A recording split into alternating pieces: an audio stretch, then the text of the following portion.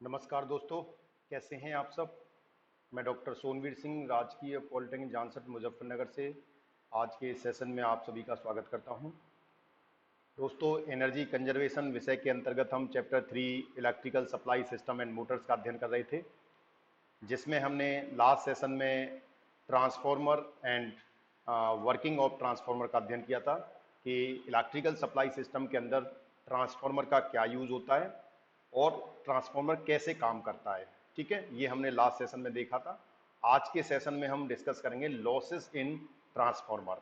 यानी ट्रांसफॉर्मर, जैसे कि हमने लास्ट सेशन में देखा था कि ट्रांसफॉर्मर एक स्टैटिक डिवाइस है, यानी उसमें कोई भी पार्ट ट्रांसफॉर्मर का मूविंग पार्ट्स नहीं होता, रोटेटिंग पार्ट नहीं होता, जो एक स्टैटिक डिवाइस है। ठीक है, और उसमें जैसे कि हमने देखा था कि ट्रांसफॉर्मर का जो यूज है वो इलेक्ट्रिकल सप्लाई सिस्टम में वोल्टेज के लेवल को, वोल्टेज करंट या पावर के लेवल को बढ़ाने के लिए या कम करने के लिए किया जाता है।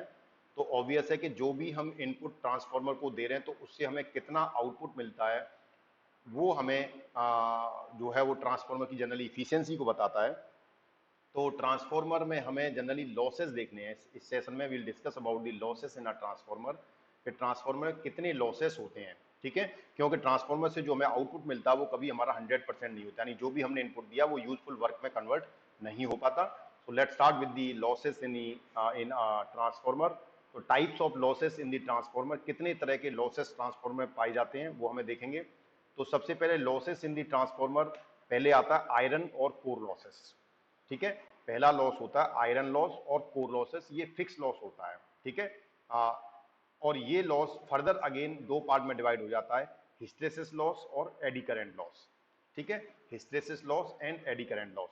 देन जो वेरिएबल लॉस में आता है वो आपका कॉपर लॉस और ओमिक लॉस में आता है। ठीक है, पीछे हमने, अगर आपको याद हो तो जब हमने पावर फैक्टर का हम अध्ययन कर रहे थे उस समय हमने एक लॉस की बात करी थी, आई स्क्वायर आर लॉस। ठीक है, तो वहां पर आई स्क्वायर आर लॉस जो था वो वेरिएबल लॉस था, जो कॉपर लॉस था, जो रेजिस्टेंस और करंट पर डिपेंड कर रहा था। तो यहाँ पर ट्रांसफॉर्मर में भी जो कॉपर लॉस होता है, आई स्क्वायर आर लॉस, ये हम देखेंगे। उसके बाद स्ट्रे लॉसेस और डाइलेक्ट्रिक लॉसेस। ठीक है, तो ट्रांसफॉर्मर में बेसिकली चार तरह के लॉस होते हैं, आयरन लॉस या इसे हम कोर लॉस भी बोलते हैं। दूसरे तरह का होता है कॉपर लॉस या ओमिक लॉस बोलते हैं इसको। तीसरे तरह का होता है स्ट्रे लॉस और चौथे तरह का होता है डाइलेक्ट्रिक लॉस। इसमें से जो कोर लॉस है वो ट्रांसफॉर्मर की जो कोर होती है। ठीक है, हम आपने देखा होगा पिछले सेशन में जब हमने ट्रांसफॉर्मर को डिस्कस किया था तो वहां पर हमने बताया था कोर के बारे में। तो कोर के अंदर जो लॉस होता है उसको हम कोर लॉस बोलते हैं, और ये कोर लॉस जनरली दो तरह का हो सकता है, हिस्टेरेसिस लॉस और एडी करंट लॉस। अब हम डिटेल में इनको देखेंगे किस तरह के लॉसेस होते हैं। तो सबसे पहले will start with the iron loss और कोर लॉस, जो ट्रांसफॉर्मर की कोर में होता है। ठीक है, आयरन आयरन कोर होती है उसमें होता है, तो उसको हम कोर लॉस बोलते हैं। तो iron loss mainly occurs through the alternating flux with in the transformer course, यानी जो आयरन लॉस है या कोर लॉस है वो ट्रांसफॉर्मर की कोर में होता है, और the reason is the alternating flux is flowing into the transformer core. ये हमने लास्ट सेशन में डिस्कस किया था कि ट्रांसफॉर्मर की जो कोर है उसमें एक ऑल्टरनेटिंग फ्लक्स रोटेट करता है। ठीक है, जिसकी वजह से जब चेंजिंग फ्लक्स, अगर कहीं चेंज और वेरिंग फ्लक्स होगा तो वहां पर क्या एक ईएमएफ प्रोड्यूस हो जाता है। ठीक है, तो वो ईएमएफ प्रोड्यूस आपका क्या सेकेंडरी वाइंडिंग में ईएमएफ प्रोड्यूस हो जाता था, इसकी वजह से Faraday's law of electromagnetic induction से। तो ये जो चेंजिंग फ्लक्स कोर में फ्लो करता है इसकी वजह से एक लॉस कोर में होता है, उसको हम कोर लॉस बोलते हैं। Once this loss occurs within the core then it is called core loss, क्योंकि ये लॉस जो है कोर के अंदर पाया जाता है, कोर के अंदर फ्लो होने वाले वेरिंग या चेंजिंग फ्लक्स की वजह से होता है, जो ऑल्टरनेटिंग फ्लक्स होता है उसकी वजह से होता है, इसलिए हम इस लॉस को कोर लॉस बोलते हैं। This kind of loss mainly depends on the material magnetic properties within the core of the transformer. यानी ये जो लॉस है जनरली ये depends on the magnetic properties of the material which is use to make the core, यानी core को हम जिस material से बनाते हैं उस मटेरियल की मैग्नेटिक प्रॉपर्टीज कैसी हैं उस पर ये लॉस डिपेंड करता है। क्यों? क्योंकि जो कोर है उसमें जो मैग्नेटिक प्रॉपर्टीज है जिसकी वजह से वहां पर वेरिंग फ्लक्स, एक ऑल्टरनेटिंग फ्लक्स उसमें फ्लो कर रहा है। ठीक है, तो वो क्या है, एक मैग्नेटिक मटेरियल है बेसिकली। तो मैग्नेटिक मटेरियल की जो प्रॉपर्टीज हैं उस पर ये लॉस डिपेंड करेगा। The core in the transformer can be made with iron. ठीक है, यानी जो कोर है ट्रांसफॉर्मर की उसे हम आयरन से बना सकते हैं। So these are called iron loss है, इसीलिए हम इसे आयरन लॉस भी बोलते हैं, यानी जो मटेरियल उसके लिए यूज की जाती है वो आयरन यूज की जाती है, लोहे, जैसे लोहा बोलते हैं आप, ठीक है, तो उससे हम यूज करते हैं। This type of loss can be categorised into two parts, types like hysteresis as well as eddy current loss.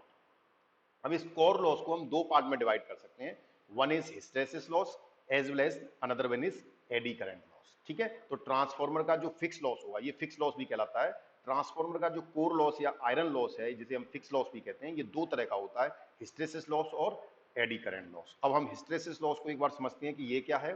This kind of loss mainly occurs due to when the alternating current is applied to the core of the transformer, then the magnetic field will be reversed, ठीक है। यानी ये जो hysteresis loss है, ये किस वजह से है कि जब हम ट्रांसफार्मर की प्राइमरी पर, ठीक है, जब एसी अप्लाई करते हैं, when alternating current is applied to the core, transformer की प्राइमरी पे या हम उसकी कोर पर जब हम एक वोल्टेज और या करंट अप्लाई करते हैं, एसी करंट अप्लाई करते हैं, तो the transformer then the magnetic field will be reverse. तो मैग्नेटिक फील्ड जो होता है वो क्या होता है, रिवर्स हो जाता है, मतलब अपोजिट हो जाता है। That means that will oppose the magnetic field. This loss mainly depends on the core material, ठीक है। ये जो लॉस होता है वो क्या है, कोर मटेरियल में होता है, ठीक है, ट्रांसफार्मर की जो कोर मटेरियल है। To reduce this loss the high grade core material can be used. अगर हमें हिस्टेरेसिस लॉस को कम करना है तो हमें अच्छी क्वालिटी की मटेरियल यूज करना पड़ेगा कोर को बनाने में। तो हाई ग्रेड कोर मटेरियल अगर हम यूज करते हैं तो इस लॉस को हम कम कर सकते हैं, क्योंकि जब कोर की अगर क्वालिटी अच्छी नहीं होगी, हाई ग्रेड कोर नहीं होगी, तो जैसे ही हम उस पर ऑल्टरनेटिंग करंट अप्लाई करेंगे तो कोर, जो ट्रांसफार्मर की कोर है, उसमें जो मैग्नेटिक फील्ड है वो क्या होगा, रिवर्स हो जाएगा। That means that will be start to reduce, वो रिड्यूस होना स्टार्ट हो जाएगा। So CRGO, cold rolled grain oriented silicon steel can be used commonly like the core of the transformer, so the hysteresis loss can be reduced। हमने कहा ना कि अगर हमें hysteresis loss को ट्रांसफार्मर में कम करना है तो हमें high grade core material use करनी पड़ेगी। और हाई ग्रेड कोर मटेरियल में सबसे बड़ा जो नाम आता है that is cold rolled grain oriented silicon, ठीक है, यानी CRGO, ठीक है, CRGO स्टील, ठीक है, SI स्टील। तो ये स्टील तो can be used commonly like the core of the transformer, so the hysteresis loss can be reduced. तो अगर हम CRGO बेस्ड अगर हम सिलिकॉन स्टील यूज करते हैं तो उससे हम हिस्टेरेसिस लॉस को कम कर सकते हैं। This loss can be represented by using the following equation. इस लॉस को अगर हमें कैलकुलेट करना है कि कैसे होगा तो इस इक्वेशन के द्वारा इसे कैलकुलेट किया जाता है। This PH is nothing, it's a hysteresis loss is equals to K eta B max to the power x FV watt, ठीक है, ये पावर वॉट में है। यहाँ पर K ईटा जो है दैट इज प्रोपोर्शनलिटी कांस्टेंट है, because basically PH is proportional to beta max to the power x FV होता है। तो जब प्रोपोर्शनल कांस्टेंट जो प्रोपोर्शनल कांस्टेंट होता है, जब उसे हटाते हैं तो यहाँ पर एक टर्म आ जाता है that is called Km, which depends upon the volume and quality of the material of the core used in the transformer। तो जो हिस्टेरेसिस लॉस है it is directly proportional to the beta max to the power x FV। अगर हम proportional constant को हटाते हैं तो उसकी जगह पे हमारे पास K ईटा एक टर्म आ जाता है जो डिपेंड करता है आपकी quality of the magnetic material. जो मटेरियल कोर को बनाने में आप यूज कर रहे हैं, अगर वो हाई ग्रेड मटेरियल होता है तो आपका ये जो लॉस है वो कम हो जाता है। F is nothing, it's a alternating flux frequency. F is a frequency of flux. Beta max is highest flux density within the core. ये beta max क्या है, flux density है, वो highest flux density है जो core में rotate हो रही है। X Stevens constant, X क्या है, that is a Stevens constant जिसकी वैल्यू X की 1.5 से लेके 2.5 तक हो सकती है, ठीक है। और V is nothing, it's a volume of magnetic material, तो वॉल्यूम ऑफ मैग्नेटिक मटेरियल जो कि मीटर क्यूब में होता है। So this is all about the hysteresis loss. इसके बाद नेक्स्ट जो लॉस आता है transformer that is called eddy current loss, ठीक है। एडी करंट लॉस क्या होता है, once the flux is connected to a close circuit then the EMF can be induced within the circuit and there is a flow of current in the circuit. यानी जब हम transformer की primary पर AC apply करते हैं, ठीक है, एक सप्लाई वोल्टेज अप्लाई करते हैं तो क्या होता है, कोर जो होती है ट्रांसफार्मर की उसमें एक मैग्नेटिक फ्लक्स फ्लो होने स्टार्ट हो जाता है। ये हमने वर्किंग में देखा था। तो जब उसमें एक फ्लक्स फ्लो होता है तो उस कंडीशन में क्या होगा, उसमें एक ईएमएफ इंड्यूस हो जाएगा, क्योंकि जब वो फ्लक्स फ्लो होगा उस कोर से, उसी कोर पे दूसरी साइड सेकेंडरी साइड में एक वायर लिपटा हुआ है, एक सेकेंडरी वाइंडिंग है, तो जब किसी भी वायर के अकॉर्डिंग चारों ओर अगर एक मैग्नेटिक फील्ड होता है तो उसमें एक करंट फ्लो हो जाता है, तो इसी वजह से उसमें एक इंड्यूस्ड ईएमएफ इंड्यूस हो जाएगा सेकेंडरी में, ठीक है। इस सर्किट के अंदर there is flow of current in the circuit, जिसकी वजह से उस सर्किट में एक करंट फ्लो होगा। The flow of current value mainly depends on the sum of an EMF and resistance in the region of the circuit। यानी जो current flow होगा उसमें उस करंट की वैल्यू जो ईएमएफ इंड्यूस्ड हो रहा है उस पे और उस सर्किट की रेजिस्टेंस पे डिपेंड करेगा, ठीक है।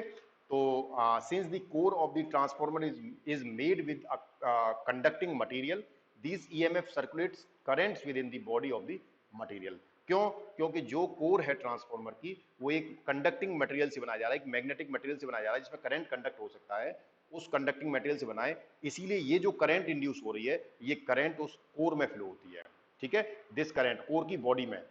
So this flow of current is known as eddy current, ठीक है। तो जो कोर में करंट फ्लो होती है वो क्या है, वो है एडी करंट लॉस, ठीक है। This current will occurs once the conductor experience an alternating magnetic field, और ये करंट कब फ्लो होती है, जब उस कंडक्टर में एक मैग्नेटिक फील्ड डेवलप होता है, ठीक है।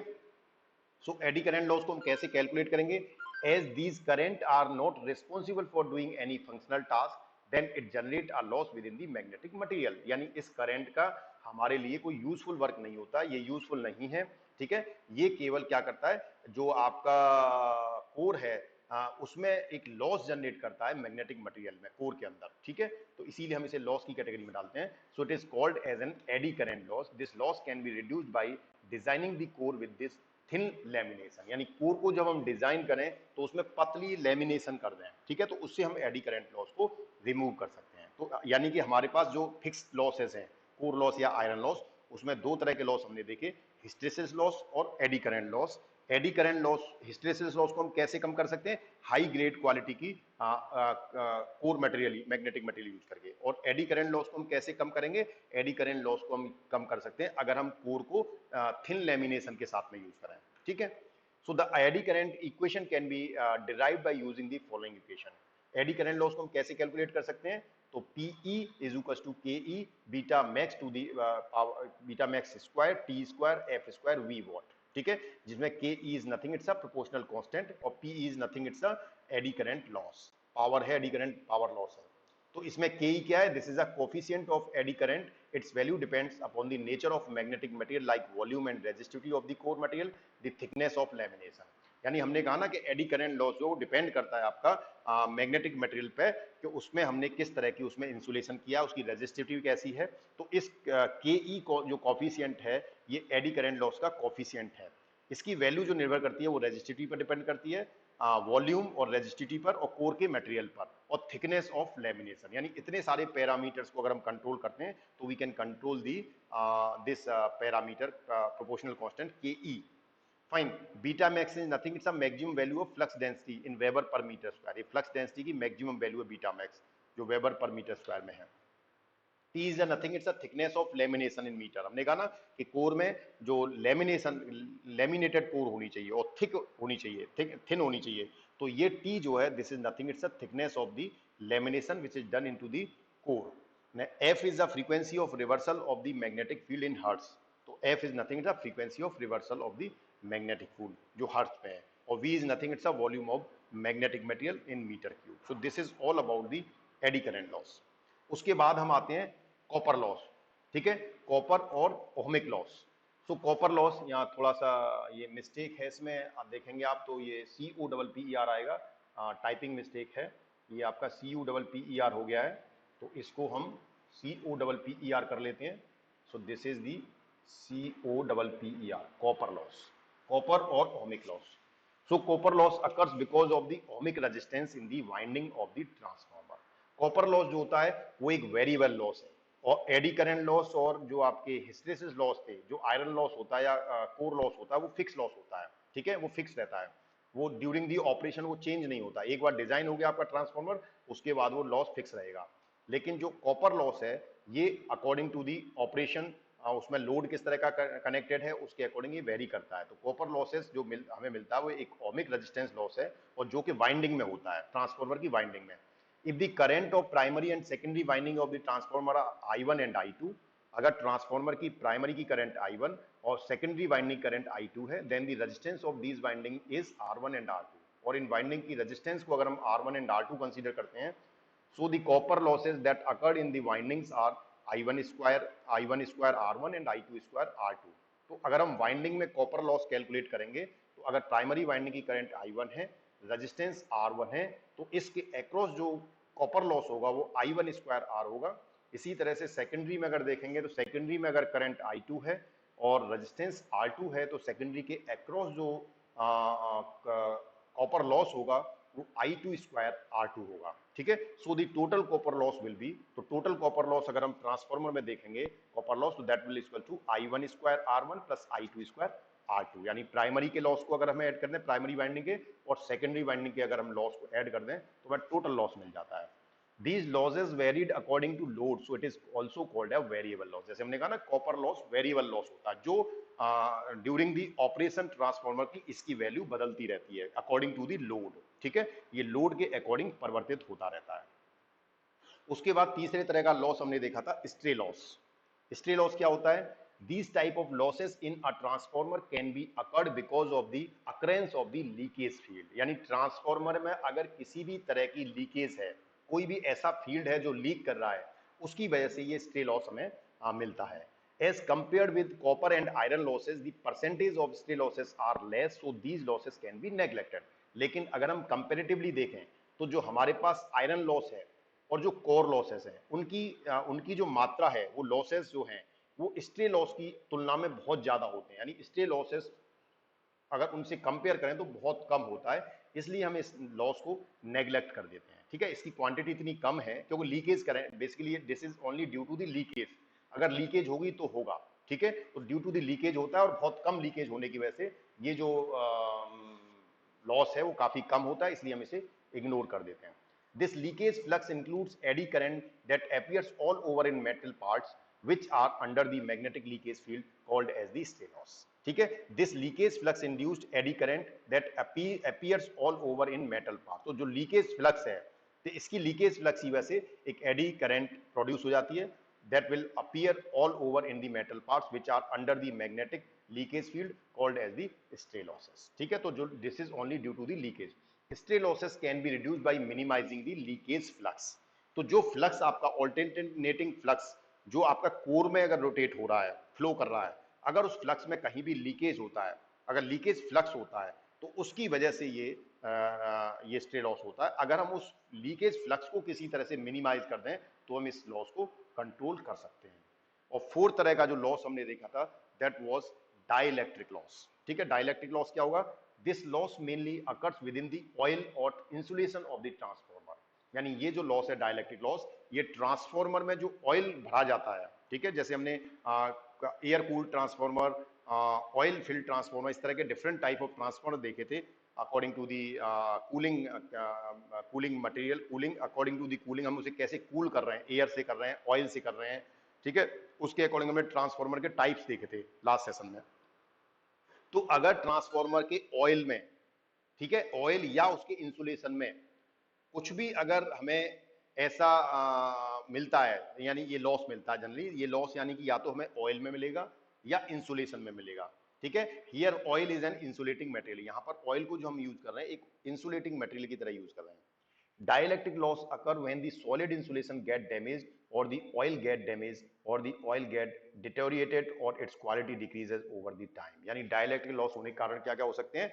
अगर तो हमारा इंसुलेशन डैमेज हो जाए, यानी जो भी हमने कोर में इंसुलेशन किया है, ठीक है, जो भी हमारा इंसुलेटिंग मटेरियल जो इंसुलेशन हमने किया है ट्रांसफार्मर के अंदर, अब वो इंसुलेशन किसी वजह से डैमेज हो जाता है तो डाइलेक्ट्रिक लॉस हो सकता है। इसके अलावा ऑयल गेट्स डैमेज, अगर जो ऑयल हमने उसमें कूलिंग के लिए फिल किया हुआ है वो ऑयल किसी तरह से बेकार हो जाता है, डैमेज हो जाता है, या ऑयल डिटेरियोरेट हो जाता है, यानी वो समय के साथ में ऑयल जो है बेकार होने लग जाता है, डिटेरियोरेट होता है, तो ऑयल अगर बेकार हो जाता है तो उस कंडीशन में भी डाइलेक्ट्रिक लॉस हो सकता है। और या इसकी क्वालिटी जो है वो किसी तरह से डिक्रीज हो जाए समय के साथ में, तो ये हमें डाइलेक्ट्रिक लॉस मिलता है। Hence the overall efficiency of transformer may be affected due to this loss. तो इस डाइलेक्ट्रिक लॉस की वजह से पूरे ट्रांसफार्मर की इफिशियंसी भी अफेक्ट हो सकती है। So this is all about the different losses occur into the transformers. So thank you, thanks for your passion। जो भी स्टूडेंट आज चैनल से नए जुड़े हैं उनसे निवेदन है कृपया चैनल को सब्सक्राइब कर लीजिए और नीचे बने बेल आइकन्स को क्लिक कर लीजिए जिससे आपको लेटेस्ट अपडेट्स और नोटिफिकेशंस मिलते रहें। धन्यवाद।